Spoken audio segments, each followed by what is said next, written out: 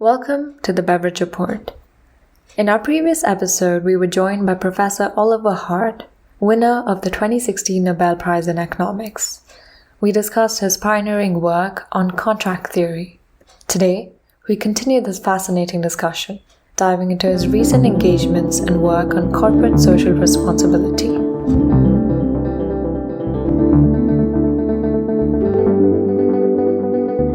In 2019, you acted as an expert on behalf of Qualcomm when Qualcomm sued Apple over their alleged infringement of patents. Could you tell us a bit more about this experience? Yes. Wasn't it Apple?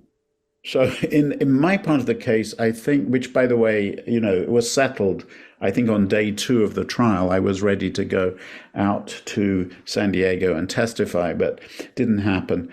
But I was deposed and so on. So the case, there were several kind of interlocking cases involving those two parties. But what I recall is that Apple and Qualcomm had this contract whereby Apple was using Qualcomm intellectual property and also a chip they made to put in their iPhones, the very things we all use.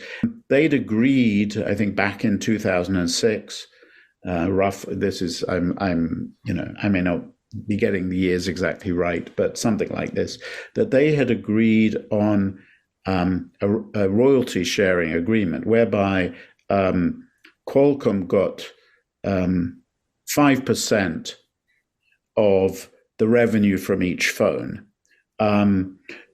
There were some subtraction, so it's not exactly 5% of the price, but it was sort of not too far from that.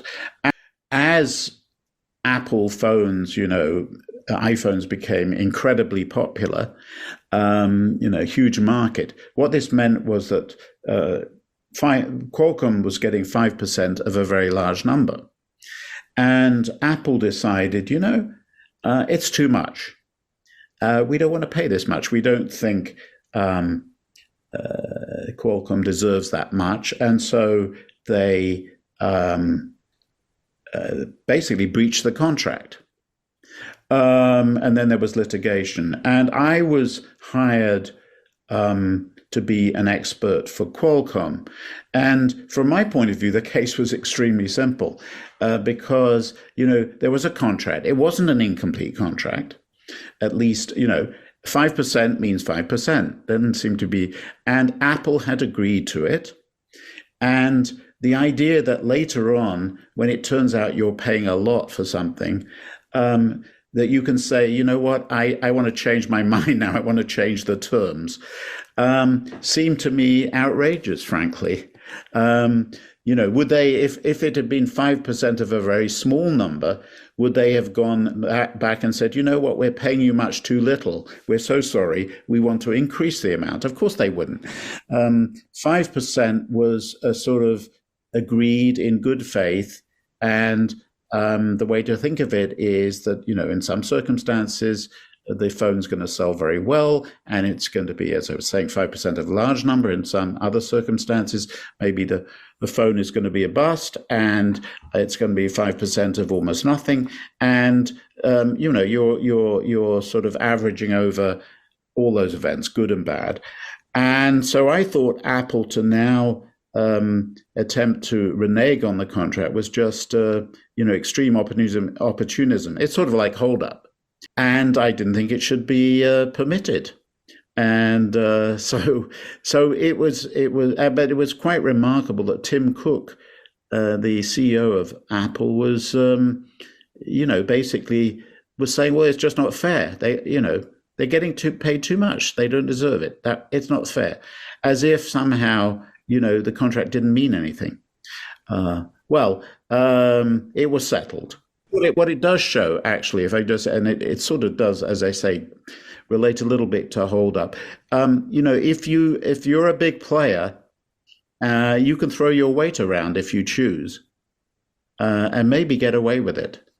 But it's the terms of the settlement were not public, so I don't exactly know. I think Qualcomm did reasonably well out of it, but as I say, I don't think the case should have been brought at all. True, that makes sense.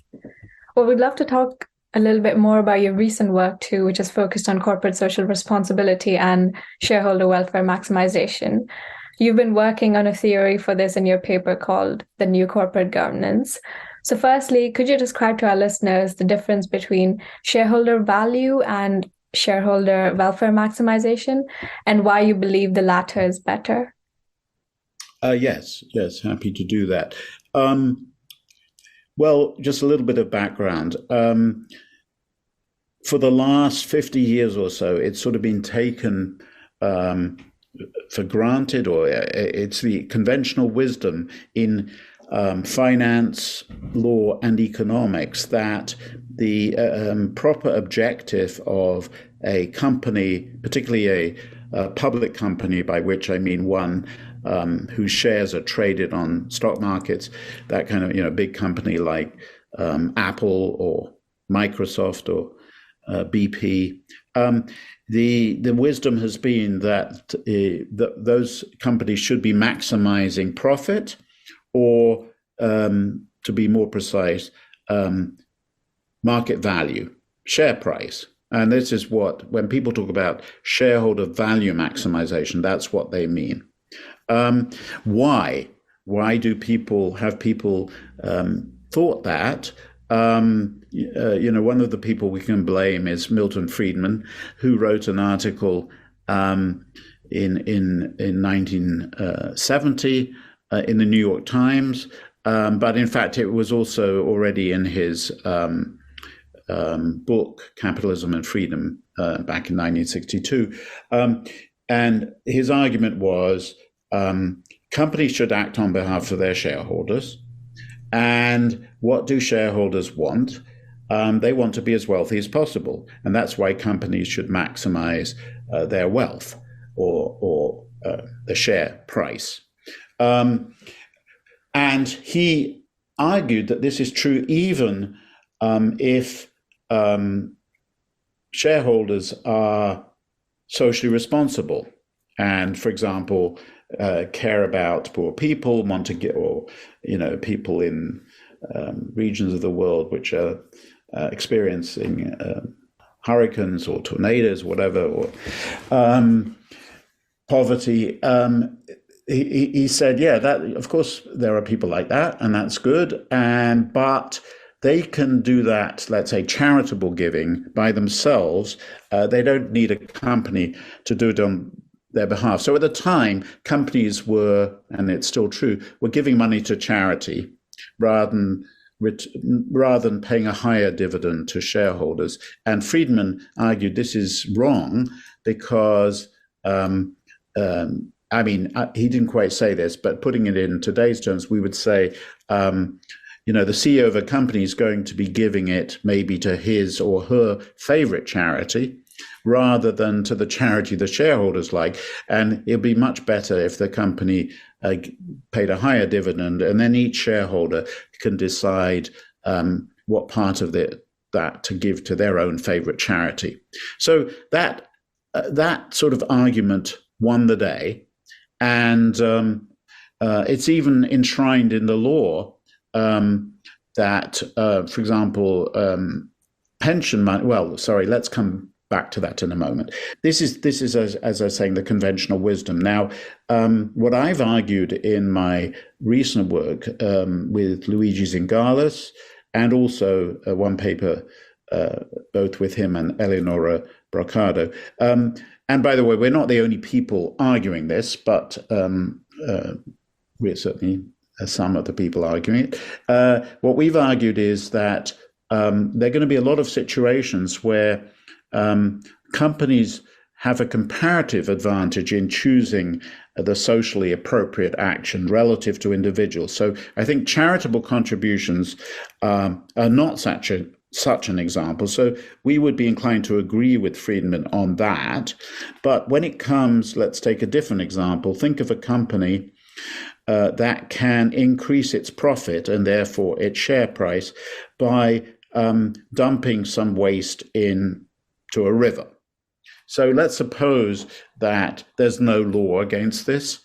There's no regulation against it. We might be talking about, let's say, a US-based company that could dump a toxic substance into a river in Africa or Latin America, where, let's say, regulations are less stringent.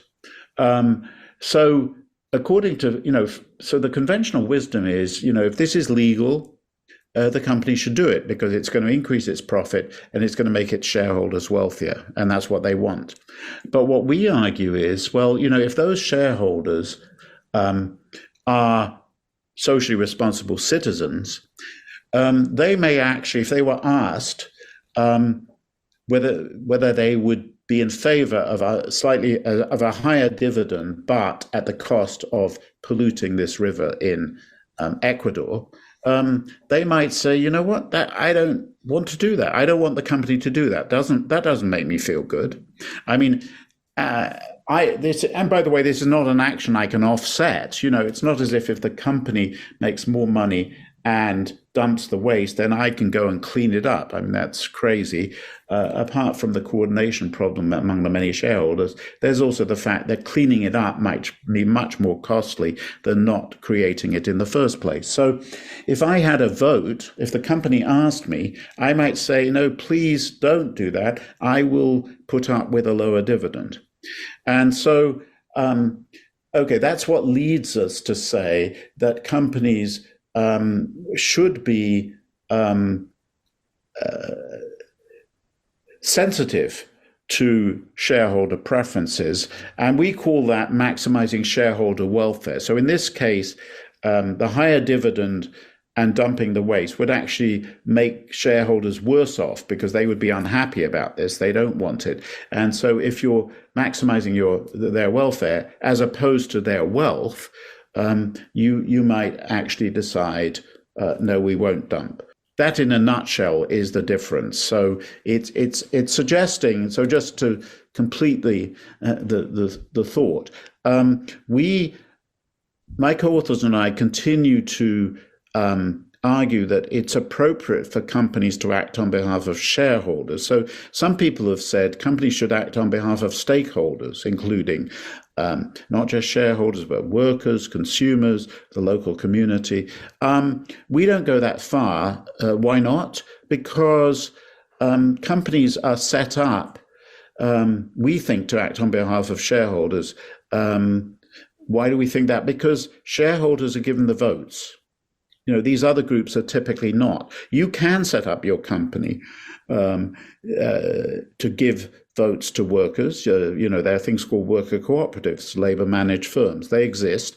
But most of the companies, the big companies, the ones I was talking about, the Apples, the Qualcomms, the BPs of this world, they're not set up that way. So to the extent that the founders have allocated the votes to the shareholders, this, I think, is pretty strong evidence that the company's meant to act on their behalf. But what we are saying is that the preferences of shareholders may be more complicated than the conventional wisdom has it, and that Friedman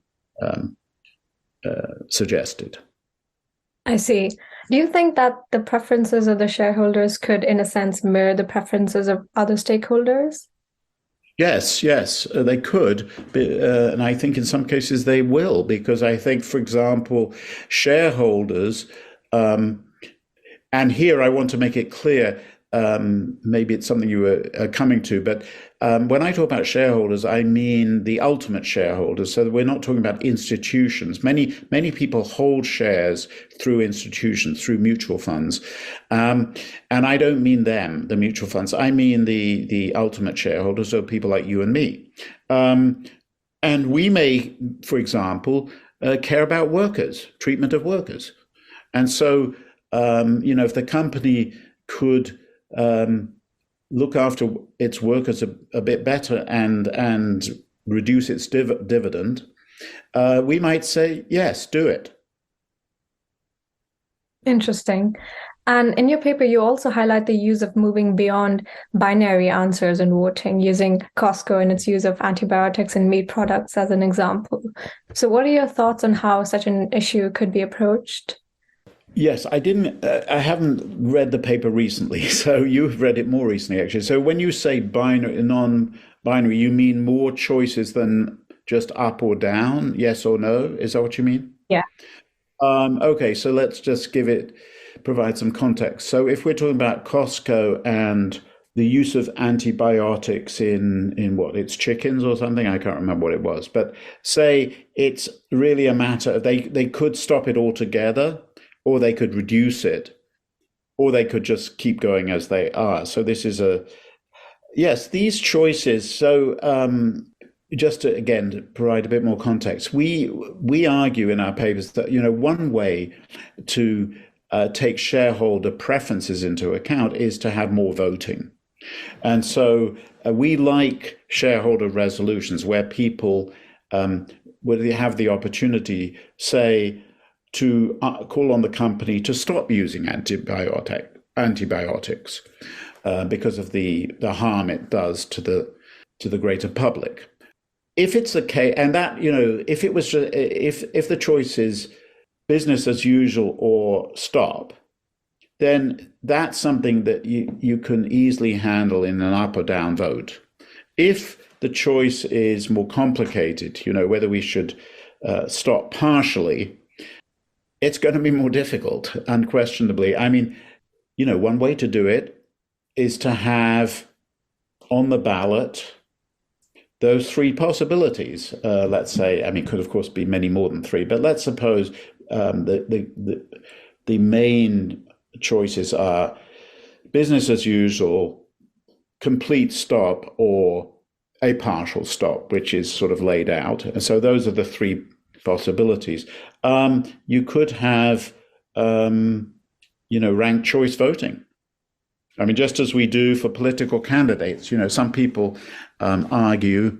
My colleague Eric Maskin at Harvard is one of the people who argues this very strongly, that in political elections, when you have more than two candidates, instead of having first past the post system, it's better to have ranked choice voting, where you just rank people 1, 2, 3, 4, and then the one with the least number one votes is eliminated, and then their votes are transferred to the other people. The twos become ones, and so on, and then you keep going until somebody wins with more than 50%. And you could do the same here. With more than two choices. I'm not saying that's going to happen tomorrow. It's quite a hard fight in the political context to get it. So I think in the meantime, just having more things that shareholders can vote on, even if it's just binary, would be a great step forward. Interesting. Well, you've shared very interesting insights throughout the whole conversation. We'd love to know from you, what advice do you have for students interested in economics and who are possibly willing to pursue it later? This is going to connect back a bit to my answer to an earlier question. So my advice to someone who's interested in economics is, first of all, bone up on your mathematical skills. I started off doing mathematics. That was my first degree. And although I sort of run out of steam on that, and actually was finding quite a lot of it tedious, this was 3 years at Cambridge where I did mathematics, nothing but mathematics, except, I mean, I did other things, but not academically. I didn't. And I think it was a bit much, actually, but still, it did provide a very good foundation for me in what followed, because I wasn't, scared when I saw technical arguments, and indeed I thought I could understand them pretty well. So I think that's really important, and it's obviously much easier to do when you're young. So I would certainly recommend to anybody who's planning to be an economist, do some mathematics courses. This will be useful for theory. Then, of course, also, probability theory and statistics, that's vital basis for empirical work in economics. So once you've done those things, then I would say find out what you're interested in and pursue that. And if you're going to do research, I would try to ask interesting questions from the beginning. I mean, I think I did try to do that. I was saying that, my early work was in extensions of the literature.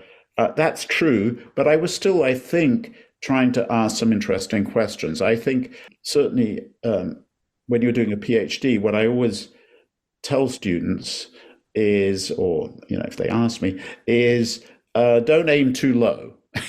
Because I think when you do a PhD, your thesis, I mean, it's only the beginning of your research career, but if you, you're setting a standard for yourself. So if your thesis is too much a sort of small extension of the literature, you will probably get in the habit of doing that. As opposed to if you aim a bit higher. I mean, you can't aim too high. It's really would be, how many PhD theses these days are sort of breakthroughs? I mean, the answer is basically none. It's too hard. And you don't have to aim for that. But aim moderately high, because as I say, then you'll know what that means, and that will help you in your future work. Whereas if you aim too low, I think you get in the habit of that, and you're likely not to be too ambitious going forward. So, okay, that's an answer to your question. That's great advice. And are there any books, academic or non-academic, that you would recommend to our audience? Okay, one book I recommend. So I teach a freshman seminar at Harvard, which is, that means, 18-year-olds.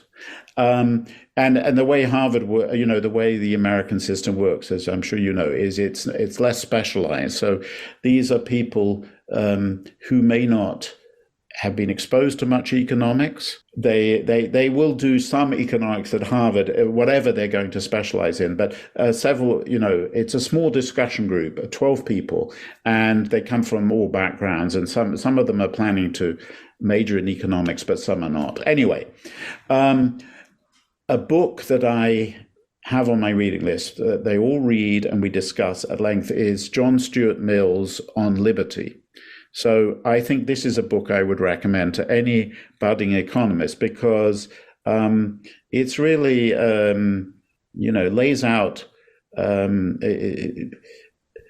think, very well what many economists believe, which is that, Mill's basic idea is that, people should be left to do their own thing unless what they do is going to have a negative impact on other people, which in a lot of cases it won't.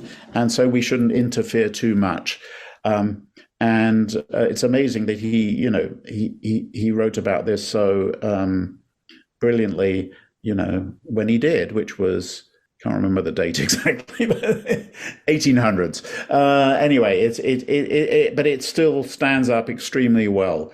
And my undergraduates can really connect with it, and they continue to refer to it throughout our semester. The course is about the role of government, so a lot of it's very applied. We talk about should drugs be legalized, this kind of thing. But somehow Mill's book they refer to it again and again to understand the things we're talking about. And it's, it's quite short. So On Liberty, I would recommend that to everybody. I didn't read it until, I'm embarrassed to say, I was quite old. Well, I'll have to give that a read for sure too. Finally, something we ask every economist on our podcast. What gives you hope? What gives me hope for the world? Yeah. Well, I think there are many things going on which worry me quite considerably, but I take the view that most people, most of the time, are pretty decent. There's certainly some bad people out there, but I don't think they're the majority. I think what can go terribly wrong is if the majority sometimes are swayed by the views of some bad person. I'm, of course, history. There's some terrible examples of that, but unfortunately, it's still happening. But I think, on the whole, the majority is sane enough that they're not going to be too taken with extremists. So that my hope is that the extremists will lose. I'm gratified that, he's not the worst person ever, but I think Donald Trump has been very dangerous for America, and I'm glad. I feel some hope that I think his star is dimming. But who knows? I may turn out to be wrong, but I hope not. Wonderful. Thank you so much, Professor Hart, for this amazing conversation. I've learned so much right from this conversation and from the other insights that you shared. Thank you so much for joining us today. Well, you asked some very good questions, so thank you.